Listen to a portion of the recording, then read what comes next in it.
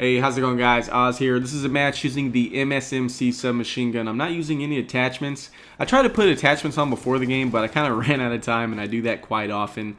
You know, in the pregame lobby, I'll try to adjust a class, try to change kill streaks, and you know, for whatever reason, I just don't do it fast enough, and I end up not getting my class ready, and that's what happened here. Thankfully, you know, it didn't really alter my my playstyle. The only thing that really changed when I was playing here is when I don't use a silencer such as this here, I try to have less flanking moments in the game. Like, I don't really push to the back in the center of the enemy spawn. I will try to get behind the enemies sometimes, but I won't stay there very often. I just try to keep them spawning in one spot, try to keep the enemies in front of me, because anytime you get behind the enemy and you're not using a silencer, you're going to run into problems once you kill about 2 guys. They're going to lock on, find out where you are, and they will kill you. So yeah, when you're not using a silencer, that's kind of one of the play styles that I personally started adjusting to. So one other thing about this gameplay is I don't really get too many gun kills. I actually had a pretty good team, and my the guy I'm playing with here, Triggs, you guys have seen him in some of my other videos. He's really good at collecting tags as well. So once the VSAT goes up, it's pretty much easy mode. I don't get any kills. My teammates get a bunch of kills. My kill streaks absolutely destroy these guys. I'm using the VSAT with the dogs and the swarm, and on overflow, if you've ever called those in on kill confirmed, it goes to work, man. I only died once, and you saw that death in the beginning of the game, but after that, I mean, pretty much my kill streaks do everything. So again, this is not the most impressive gameplay gun on gun wise, but I do end up getting a pretty good score. But in my last video, I asked you guys to leave a comment, let me know what you wanted me to talk about in this video. And this is one of the comments that someone left. It's this guy, Toxic Forge. He says, "Hey Oz, I've been using your tips and tricks and trying my best, but it seems like most of the time I can never get to my VSAT, or if I do get it, I die right after, which means I don't get my Lodestar or dogs. I use the MSMC and the PDW, and after this video I'll try out the MP7. But I don't know what I'm doing wrong. I use Ghost and I flank around the spawn, but they always seem to know where I am, whether they have radar or not."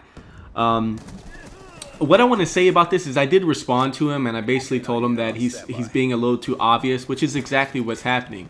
You have to think of it from the enemy's point of view.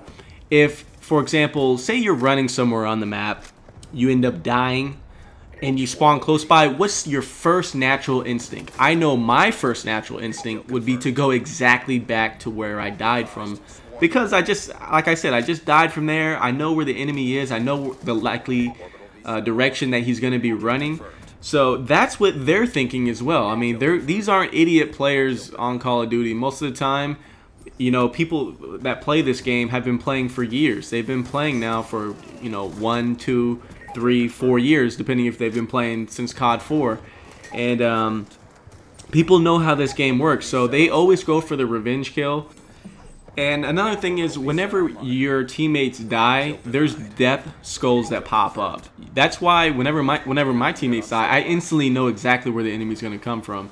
If you play this game and you put any type of time into it, you know the maps pretty well. So if one of my teammates dies and I see like either a red dot or a death skull pop up, then I know where to turn around from. I know the route that he's probably going to take. So this could be happening to you as well. I mean, maybe your teammates, maybe you're killing the teammates, and you're continuing. Like, here's the thing: when I kill somebody, I very, very rarely, I'm not saying I don't do it, but I very rarely will kill someone and then continue pushing straight forward, because they're gonna spawn nearby. They are predicting the route that you're running. If you kill one of their teammates, Death Skull pops up, they know the route that you're running if you continue running forward. So practice doing this technique. When you push into the spawn and you get maybe 2, 3 kills, try to stop pushing forward and try to take the alternate route. It goes back to what I said in my last video, alternate routes. For example, right here. In this situation, I see they're all spawning in the back of C-Dom. I'm sitting right here. I kill this guy. My teammates push in. If my teammates did not push in right here, I would not continue pushing forward. You know what I would do? I would circle around the middle. I'd go back to the construction area, and I'd try to flank through an alternate route. Try to navigate around the edges of the maps, but when you start meeting resistance, be very, very careful about pushing forward, because that means you're coming up on their spawn point. And I know what's happening to you is you're getting predicted. Is the enemies know you're coming. So before you start pushing balls deep, make sure you have some sort of reinforcements. Just make sure you move with your team and make sure you play the objective. If you want to get these high kill streaks, you have to play the objective. If it's kill confirmed, you have to collect dog tags when it's safe. If it's domination, you have to cap flags. You cannot cap flags without teammates and reinforcements. If you don't have someone to help cap, you know how long it's going to take you to cap one flag? It's going to take you about 10 seconds. You can get naded, you can get shot very easily. Chances are someone will probably even spawn on top of you and just shoot you right in your back. So if you're trying to cap a flag, wait for your team. If you don't have a team, don't hop on that flag. Obviously, there's the rare occasion where, you know, if you push in the spawn, you might be able to solo cap and get a nice, you know, some nice free points. But the likelihood of you actually staying alive and that working out for you is real slim to none. So anyways, like I said, try to take alternate routes. Don't be obvious. Think like the enemy would be thinking. If you're dying over and over in a particular direction, first instinct is you're going to go back there. So don't stay in that direction. Get a couple kills and move. Keep moving. Stay mobile. Hope you guys enjoyed the video, and I hope this helps. If it doesn't help, make sure you leave a comment. Ask me to elaborate a little more. Tell me more specifically what you're having trouble with. Peace.